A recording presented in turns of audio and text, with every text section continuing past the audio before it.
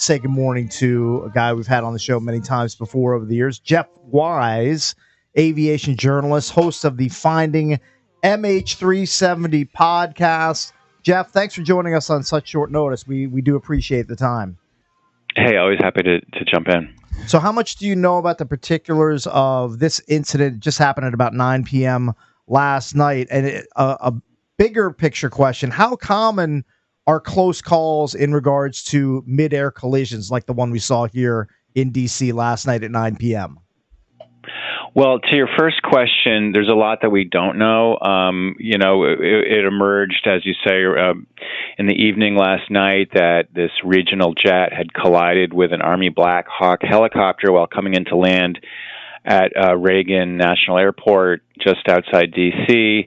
Apparently went into the river. What I'm seeing is that no survivors have been found as yet. There were 64 people on board that jet, 3 on board the helicopter. It's frankly not looking very good. And as to your second point, yeah, there's been a spate of incidents recently. The Times had a really good report back in 2023 about near misses that were taking place at airports in the context of staffing problems at air traffic control towers. This is one of these incidents where there's warning signs, and then finally something bad happens. It's just horrific. Some of us have buddies that are pilots, and I texted one of mine, commercial pilot, and for major airliner, and he said, I asked him about all the military flights around here, and he said, yeah, it's not really that common in other major airports. You have this many military aircraft flying around too to kind of complicate everything. Is there any way we could avoid this in the future? Can we limit some of that? Well, definitely. There are ways we can make aviation safer. It has been incredibly safe. An oft-repeated statistic in the last few hours has been that there hasn't been a fatal crash involving a U.S. carrier since 2009. But, safety is a matter of taking care, paying attention to detail, not cutting corners. It's not glamorous. It's not exciting. It's actually fundamentally very, very boring to just go through your checklists, meet your requirements time after time after time. But when it's always easy to maybe we'll just cut this one corner. Maybe we'll just, eliminate this one safeguard. And then, everything is fine until suddenly it's not. Jeff, I was taken aback by a quote I saw from Mary Schiavo, who used to work for the U.S. Transportation Department, former Inspector General, where she said, DCA is just a very busy airport that opened decades ago. It was supposed to close because it was too close to the city. Is right. It just too close to a big population center and all the congestion here in a small-ish city where it's just outdated? It shouldn't even be there at this point? What's your take on that?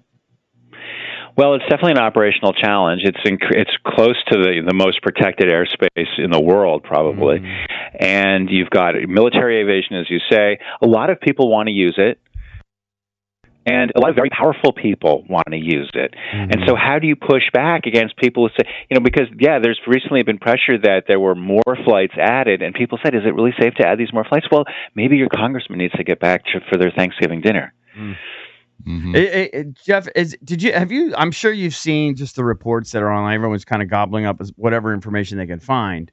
I don't know if it's accurate, but you see these flight paths that they say that the helicopter was going on. Some people were saying it was somewhat erratic. Did you notice anything unusual with the helicopter flight path? Well, there's only partial information available because there's sort of data that every civilian aircraft is broadcasting as they're moving through this airspace, and military aircraft don't have to do that. So it was broadcasting a different kind of location information, and it's less complete right now. So I think there's a lot that we don't know right now. Obviously, something went wrong. It seems like the Black Hawk was not where it was supposed to be at that moment. But even that is too preliminary to say. But yeah, we just don't know. There's just so many unfilled boxes here. What about the idea, that the commercial airliner was flying with that instrument, whatever the rules are, and the other one, I guess, it was visual rules, and how normal and abnormal is that, especially at night? Can you give us some detail on that? So, yeah, there's two ways that you can fly a plane: instrument flight rules and visual flight rules. And when the weather is really bad, you have to use instrument flight rules, but you can also use instrument flight rules when the weather is good. And you can see the weather seemed to have been clear at the moment. The Black Hawk maybe was flying by visual flight rules, even though it's flying visually, meaning the pilot is looking at the world around him to orient. You're still under the direct control of the air traffic controllers. The air traffic controllers should have known where everybody was and should have told people, follow my instructions so you don't run into other people. Now, sometimes maybe somebody doesn't follow those instructions, in which case the air traffic controller might have to tell the other plane, hey, get out of the way, this guy's gone rogue. Listen, at this point, something really bad happened, and we don't know why. We don't know why these two planes are in the same place at the same time right now. It's also, Jeff, it's also confusing to me. We kind of talked about this earlier, and I understand there's a lot of military bases around here, and it's heavy military. I get it, but why a military helicopter would be flying so close to the airport, especially at night? Yeah, that's a great question. My understanding is that there's a lot of helicopter traffic up and down the Potomac. Obviously, it's a busy airspace. There's lots of VIPs who have to go from point A to point B. I mean, this was a helicopter whose purpose is to carry VIPs around. And when I first saw that, I was like, okay, who was the VIP on board? And you can just imagine the consequences if this was some, heavy hitter.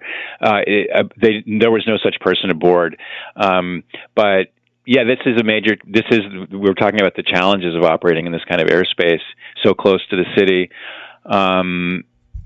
If you're going to do that, if you're going to try to operate in this ambitious environment, you better have your ducks in a row. And obviously they were not. Yeah, you got to be on your game. Did you notice anything unusual when you listened to the air traffic controls and their communications with the aircraft?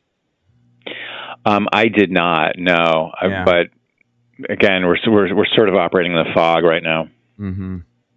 What? By the way, just as a side note, I know you're big on the Malaysian thing. What's sort of your latest theory on that? I mean, have you solved that riddle yet?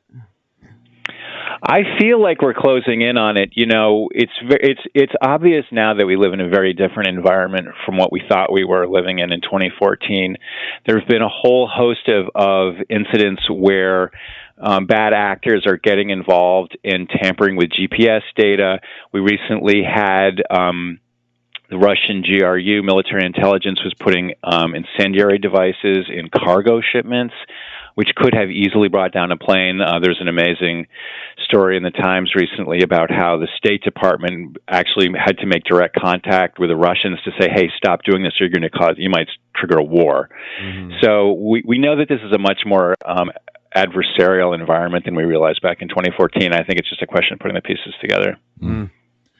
So what would you care to say what your current theory is on that one? Yeah, I think there's a good possibility that it was a cyber hack, and I think we need to start really taking seriously we need to become more aware of the vulnerability of civil aviation to cyber attacks, because this is clearly what's happening right now. And that could be what could have happened here also, potentially, right? Is that in play?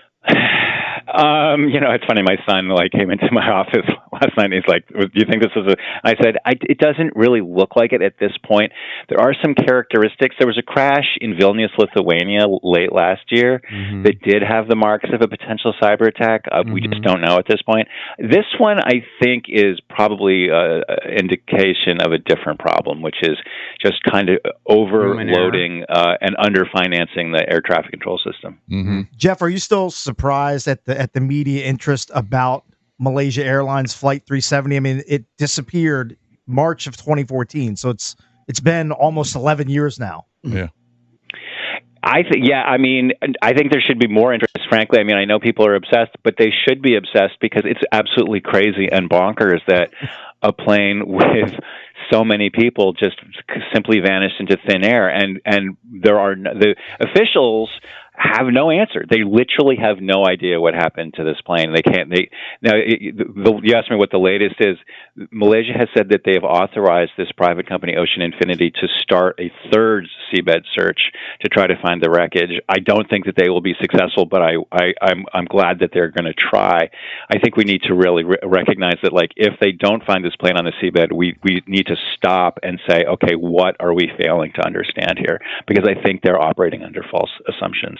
Joined by Jeff Wise, aviation journalist, host of the Finding MH370 podcast. You can download that on the Odyssey app. I'm sure you saw the story about the Gonzaga Hoops team whose plane was on the runway and almost collided with another plane at LAX as they were in LA to play a couple teams. I think it was a couple months ago or maybe last month. Yeah. How concerning is that the air traffic controllers are either understaffed, overworked, whatever it might be, where now you're starting to see these incursions on the wrong runways at airports and near misses. How concerning is that to you, and how concerned should we be about it?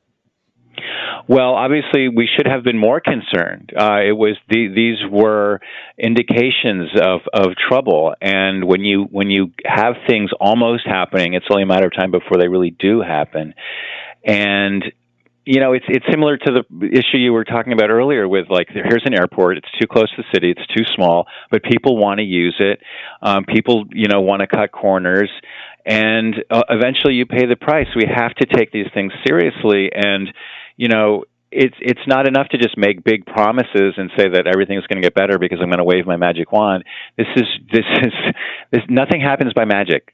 Things happen by boring, plodding, following the rules, keeping your nose to the grindstone, and you get what you pay for, and you can cut corners and cut corners. This is very similar, in my opinion, to what happened with Boeing, where they made an incredibly safe aircraft that, as a result of being so safe, was very successful and popular with the public.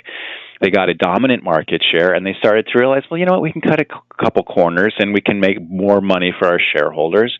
And yeah, you can do that for so long.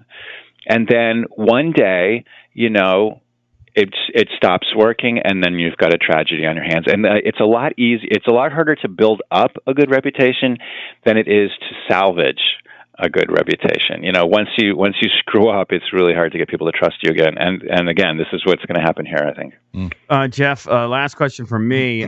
So we all live in this area, right? In the DMV, the District, Maryland, Virginia. And I don't know. My one takeaway after all of this over the last 24 hours is I don't think I'm going to fly out of Reagan unless it's an absolute necessity. I'm just going to fly out of Dulles. I mean, why bother, Yeah, I do think that people are going to be on their very best behavior going forward. I think there's going to be changes.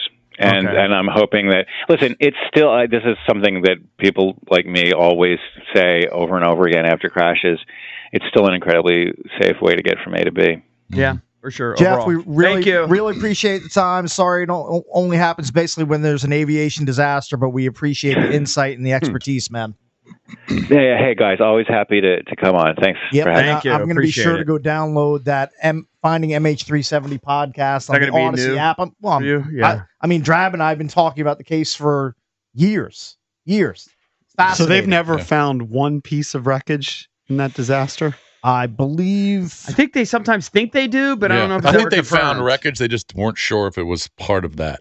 I think. They think they find stuff floating in the ocean, but I don't know if they ever confirm it. Jeff would know, but yep. So you can go to the Odyssey it literally app. disappeared off the radar. It's the like the thing of movies. The Finding MH370 podcast. We appreciate that insight from him. Coming up in about an hour, Captain Mike Cofield. He'll join us at 8:20. Another aviation expert to try to give us some more insight into the disaster that unfolded at around 9 p.m. last night here in Washington, D.C.